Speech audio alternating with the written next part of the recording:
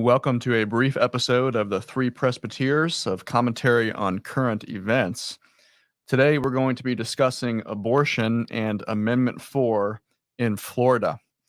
There's only two Presbyteers today. I am Aaron Garriott, Associate Pastor at Spruce Creek Presbyterian Church in Port Orange, Florida, and Managing Editor at Ligonier Ministries.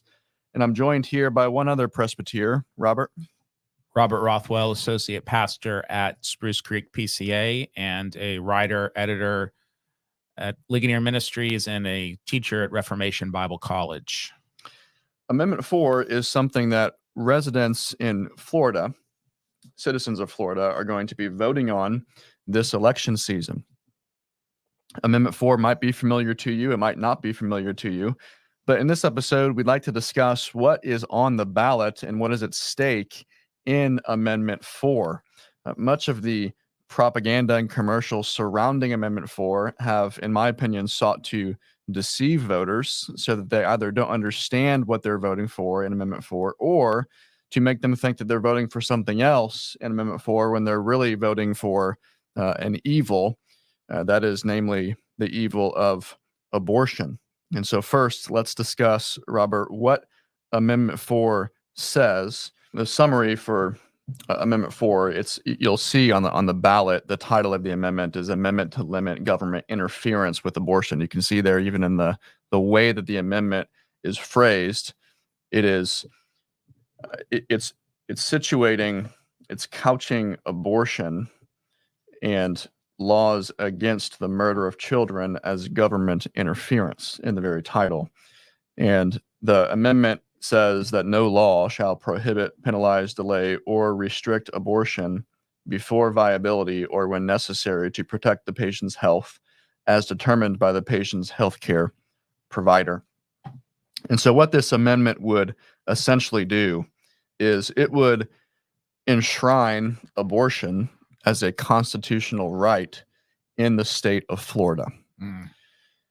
And for Christians, obviously this would be a disaster, but not only for Christians, for all of Florida, really for all of the country, it would be a disaster because that would mean that Florida would be a state that women come to in order to receive an abortion, to have an abortion, because there can be no law in Florida if this passes that restricts abortion for any reason whatsoever.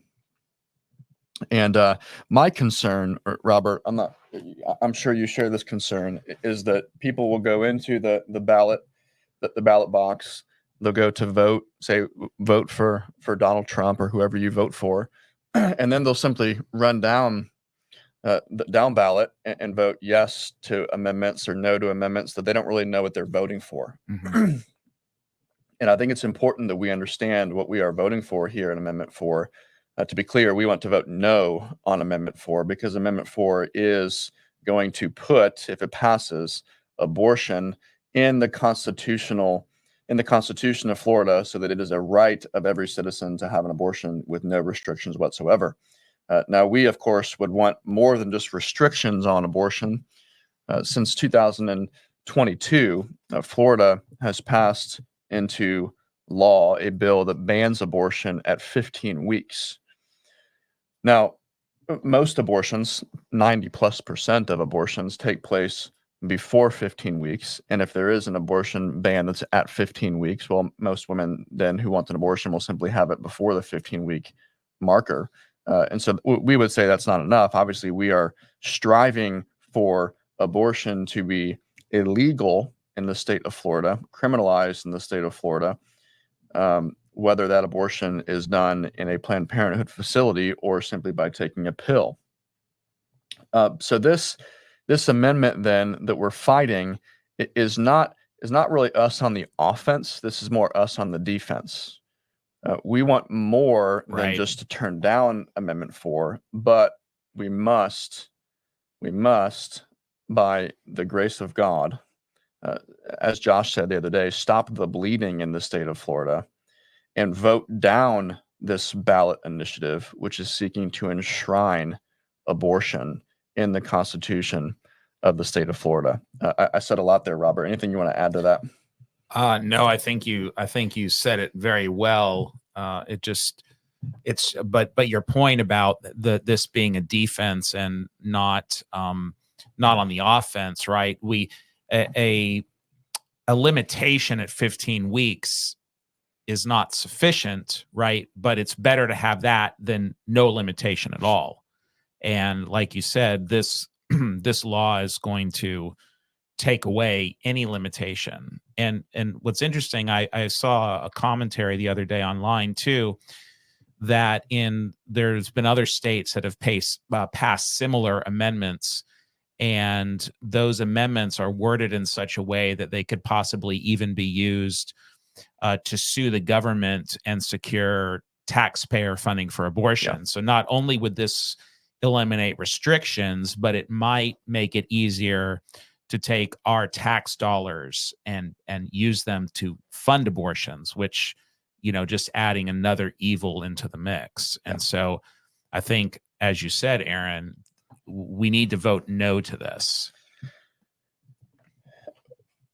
I think if I'm right, this amendment needs 60% of the votes in order for it to pass. Right. If I understood the Florida state website, I looked at it before this episode. Yeah. Okay. So that's good news, because it's not a simple majority, right?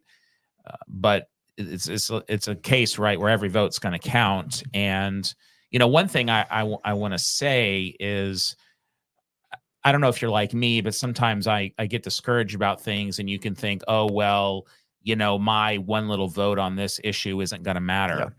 Yeah. And, in the grand scheme of things, it's not really up for us to determine that. We're just supposed to be faithful with what we know. Yep.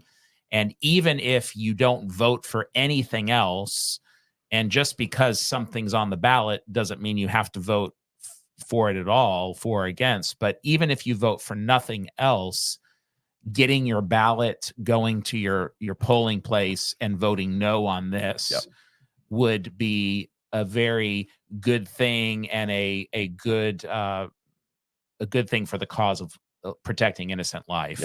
Yeah. So the first thing that we can do, that you mentioned, Robert, is simply vote no.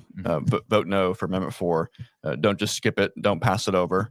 Don't think that just because you're voting yes for Amendment 3, which is marijuana, I'm voting no on that too. But in case you vote yes for Amendment 3, don't just go to Amendment 4 and vote yes just because you're not paying attention.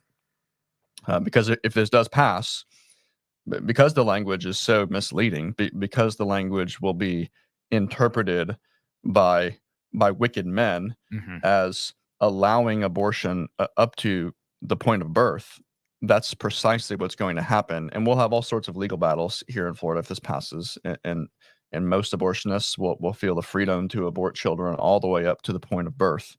And so that's what's at stake here with Amendment 4. It's gotten on the ballot, which we can grieve, but now it's time for action. Now it's time for the church to stand up and say, no, we are not going to enshrine abortion in our state's constitution. And so what can we do about it? Well, Robert, you mentioned one, simply vote no. Also, what I would say is talk with those who are in your inner circle, your family members. Use your social media platform, even though it might seem small.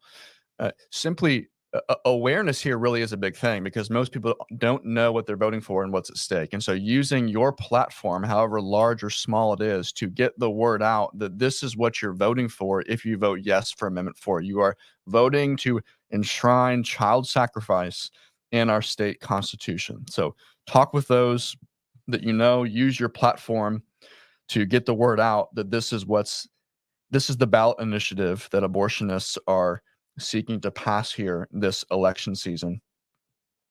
And the third thing that I would say, I wouldn't impose this on everybody, but this is what I'm doing. And that is, consider, if you feel courageous enough, consider standing in front of a polling station and talking with people, perhaps even holding a sign up, showing people that this is what Amendment 4 is seeking to codify in Florida's constitution. Because perhaps those who are coming into the polling stations don't know what they're voting for.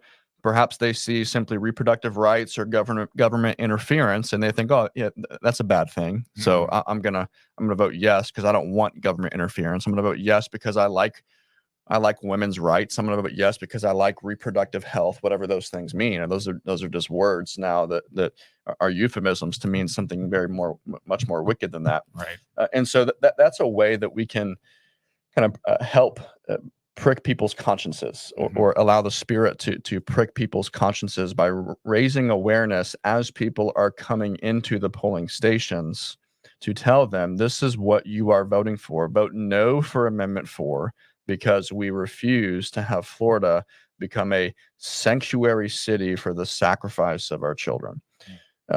And so there's different ways of doing that. You can pass out cards. You can simply talk to people. You can hold a poster up. You might get engagement. You might not get engagement.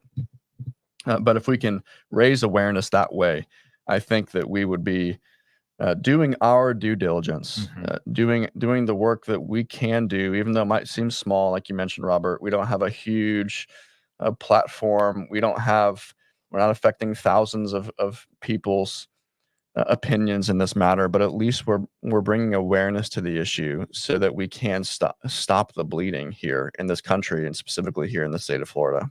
Right. And we're always called to be faithful where God has placed us and with what he has given us. So the size of your reach is irrelevant in one sense, right? It's just talk to people that you know and can, and pray, right? We need to pray that God would have mercy on us. The overturning of Roe versus Wade was a mercy on this nation, that God allowed that to happen.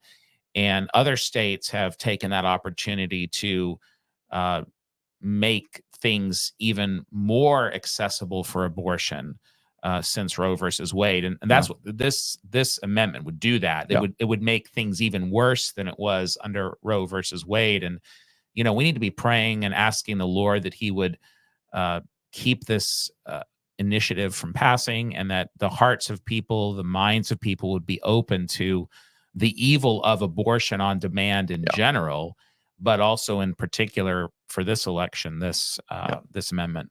So Jesus calls us to love our neighbor as ourselves. And this is one way that we can love our preborn neighbors. Every baby, every fetus, every embryo that is murdered in their mother's womb is your neighbor. Right. Every baby murdered in the womb in the state of Florida is your neighbor in the state of Florida. And this is one way that we can use our voice to love those preborn neighbors, because we want the laws that extend to those of our born neighbors to be extended to our preborn neighbors. And so voting this down does not achieve that, but it does help us in the process of achieving that.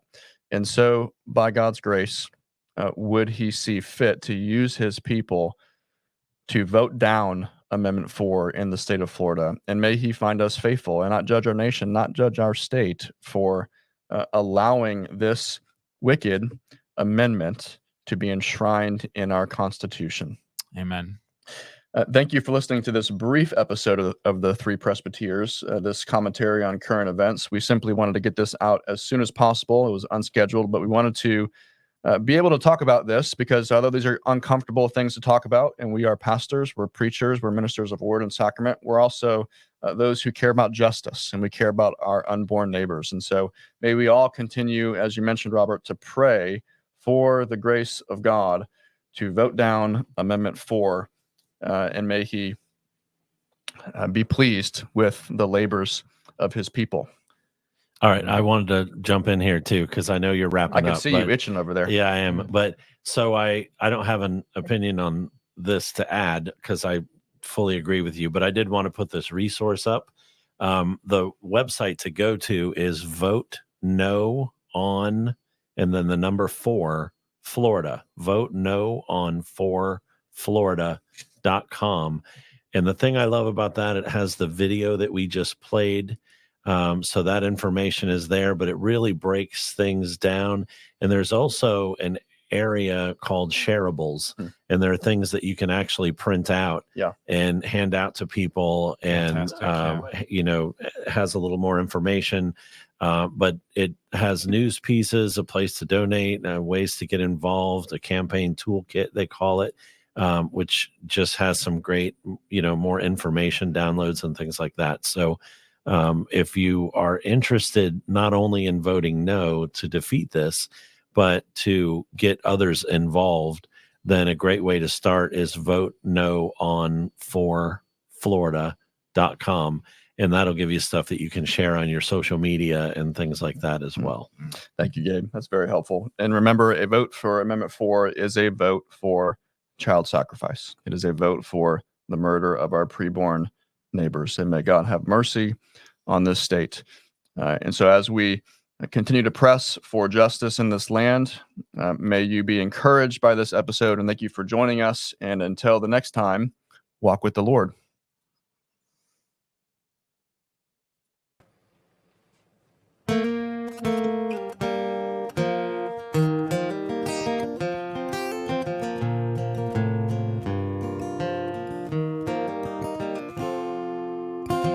Seven miles on a dusty road, two men travel with a heavy load. Friendly stranger comes and joins the walk, fills their hearts when he starts to talk. Fills a time with words of truth, they don't yet know who he is. Walk with the Lord.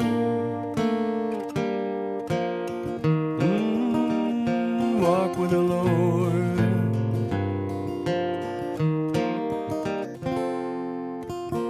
Troubled woman sits by the well, sinful past as he can tell. Sits and listens to this Jewish man, already knows and he shares the plan. Living water that'll quench her thirst, she doesn't yet know who he is. Walk with the Lord. Walk with the Lord.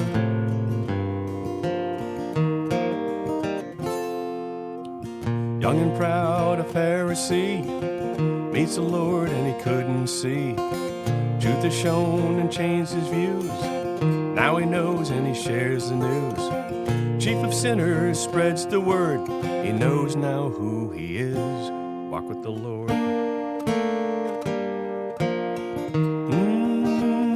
Walk with the Lord. Walk with the Lord. Walk with the Lord.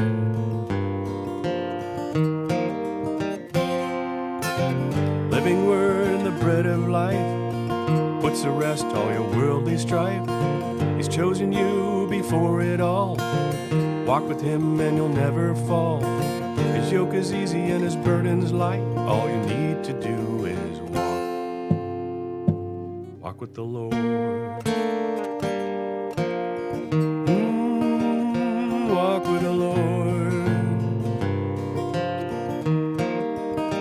Gotta walk with the Lord. Walk with the Lord. Walk with the Lord.